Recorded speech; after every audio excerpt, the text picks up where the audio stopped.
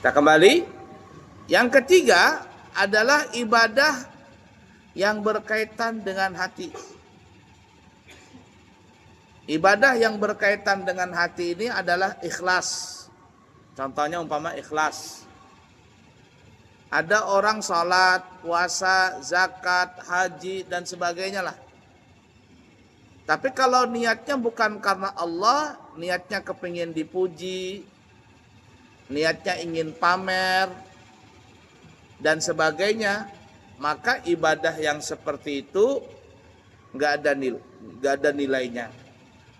Mungkin sah dalam pandangan kacamata syariat, tetapi di hadapan Allah nggak ada nilainya. Ini yang disebut namanya syirik khafi. Sehingga nanti di akhirat ada orang datang dengan pahala haji, sedekah, salat, puasa dan sebagainya. Kata Allah Ta'ala, nggak ada pahalamu. Bahasa kitanya nih ya, kalau kita dramatisir, memang engkau betul salat, betul engkau sedekah, tapi nggak ada pahalanya. Kenapa ya Allah? Nah, ditontonkan. Nah, ini penyakitnya. Kamu memang betul salat, tapi niatnya kepingin dipuji. Kamu sedekah, tapi niatnya ingin dipuji, ingin pamer dan sebagainya. Kata Allah Ta'ala, kalau begitu kamu minta surga dan neraka. Minta surga kepada orang-orang yang kamu minta puji tadi. Minta sana surgamu kepada orang yang kamu minta perhatian kepadanya. Ini dalam ilmu tasawuf namanya apa ya? Syirik khafi.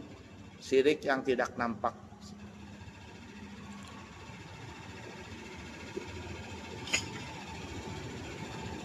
Oleh karena itu para jamaah, kalau kita tidak kuat di dalam beribadah,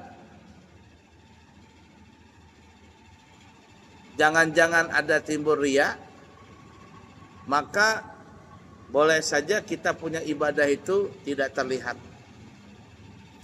Tapi kalau seandainya kita kuat hati kita, tidak ada yang namanya syirik khafi, maka sebaiknya ibadah kita itu ditampakkan saja. Untuk apa?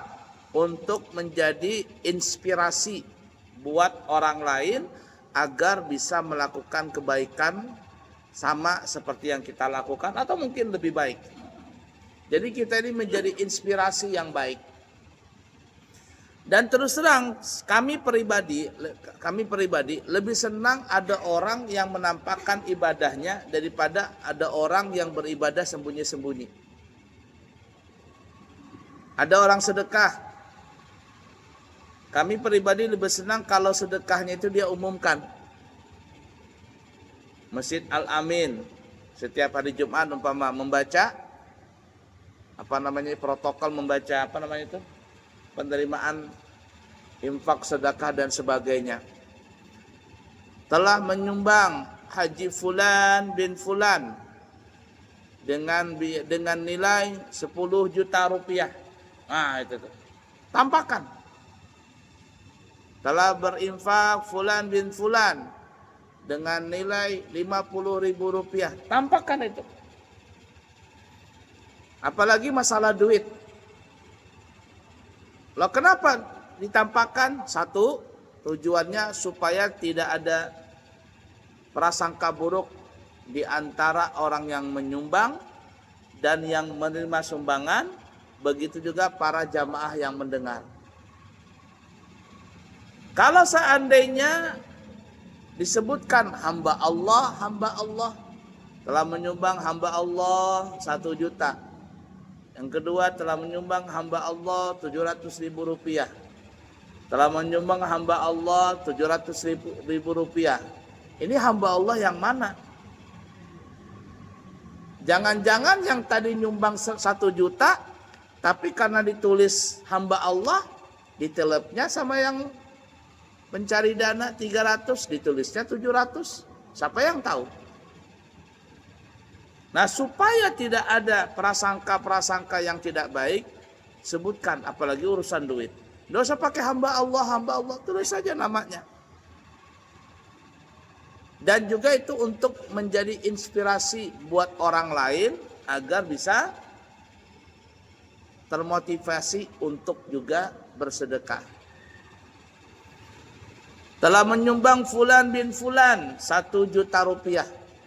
Padahal dia cuman, mohon maaf ya, bukan menghina pekerjaan. Umpama dia hanya sebagai ojek saja, ojek online. Dikenal di mana-mana tukang ojek aja, siang malam ojek. Tapi dia bisa nyumbang pembangunan masjid 1 juta rupiah. Yang bukan tukang ojek alias mungkin pekerjaannya lebih baik, hasilnya lebih baik atau gajinya lebih mahal, mungkin merasa gimana begitu, wah dia kan tukang ojek saja, kok bisa ya nyumbang 1 juta rupiah. Saya punya toko ini sampai 5, saya punya anak buah sampai 30 orang. Kalau saya nyumbang kurang dari itu, waduh, merasa gimana saya, kalahin. Akhirnya dia nyumbang 5 juta. Ini namanya kita beribadah untuk menginspirasi orang agar orang berbuat baik. Nah, kita yang niat untuk menginspirasi orang lain agar orang lain berbuat baik, insya Allah kita akan dapat pahala. Dapat pahala dari perbuatan kita sendiri dan dapat pahala dari perbuatan orang yang telah terinspirasi kebaikan dari kita. Tanpa pahalanya orang itu dikurangin sedikit pun. Man dalla ala khairin falahu ajru kafaidihi atau kama qala Nabi. Siapa yang menunjukkan kebaikan kepada orang lain, maka orang tadi yang menunjukkan itu akan mendapatkan pahala dari orang yang telah mengerjakan kebaikan tadi. Nah, jadi kita ini berbuat baik. Untuk saat ini kami rasa lebih baik dipamerkan. Di media sosial, video lagi hadir di majelis taklim ini, lagi hadir di majelis maulid ini, lagi hadir majelis Isra Mi'raj di tempat ini, lagi hadir haul, lagi hadir bla bla bla, sebutin aja, videokan. Orang di luar sana yang imannya naudzubillahi min dzalik agak lemah, mereka itu nggak ada malu untuk memamerkan perbuatan maksiatnya. Bukan pasangan suami istri alias lagi pacaran, mereka bikin video. Nah, ada orang lagi kelahi, divideokan. Ada orang lagi mabok-mabokan, divideokan. Lah kita masa yang baik kalah memvideokan dengan orang yang berbuat maksiat. Maka videokanlah yang baik-baik. Niatnya apa? Untuk menginspirasi orang lain agar juga bisa berbuat baik. Nah, itu ikhlas. Ibadah hati ya, ibadah yang berkaitan dengan hati itu ikhlas, dan ikhlas ini adalah kunci diterimanya atau tidak diterimanya ibadah seseorang. Apalagi ibadah yang berkaitan dengan hati, sabar. Sabar. Hidup ini penuh cobaan. Gak mungkin seluruh orang cinta dengan kita tuh gak mungkin. Gak mungkin seluruh manusia ngefans dengan kita, itu gak mungkin. Gak mungkin seluruh manusia seneng dengan kita, tuh gak mungkin. Gak mungkin, mustahil.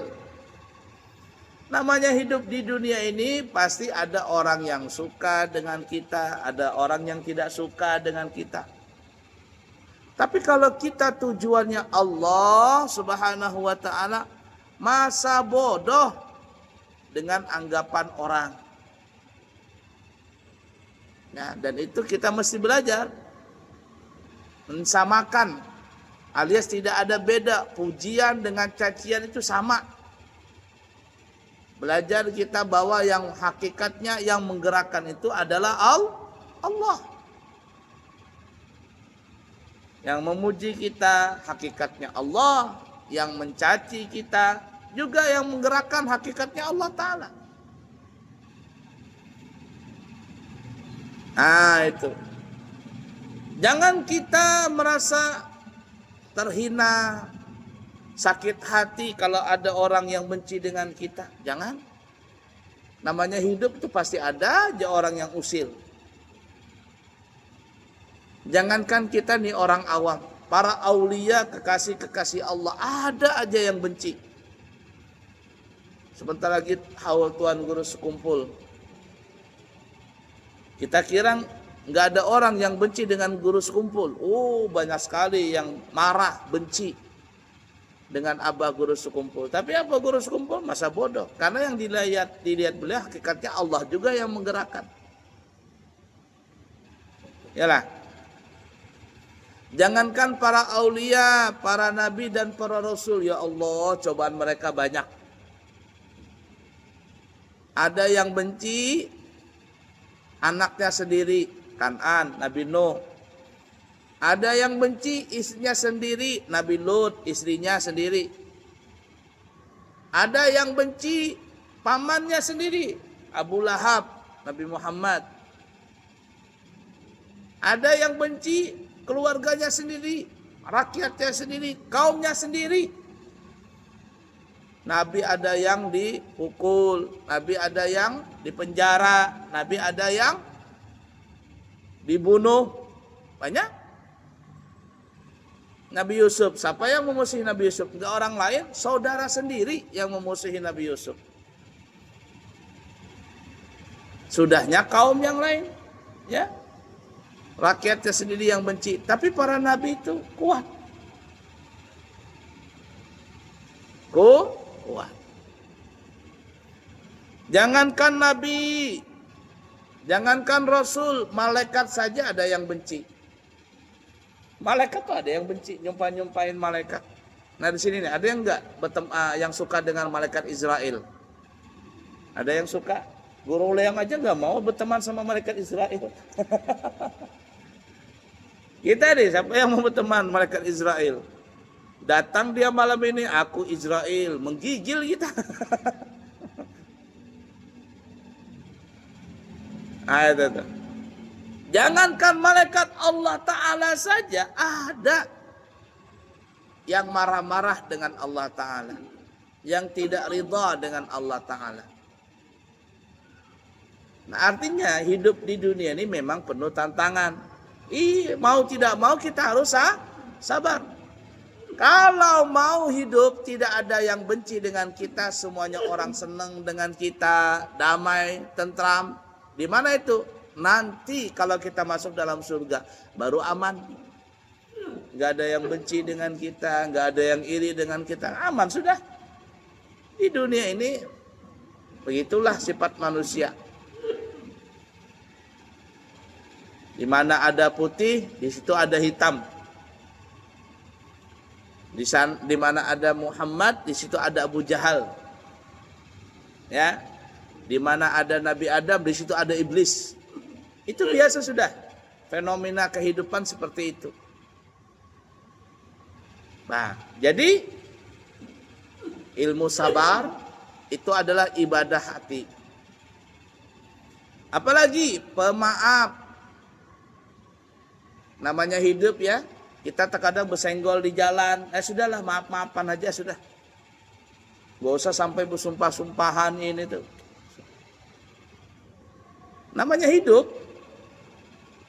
Sekarang ini kan ngeri zamannya. Sedikit salah, ngadu-ngaduan ke polisi.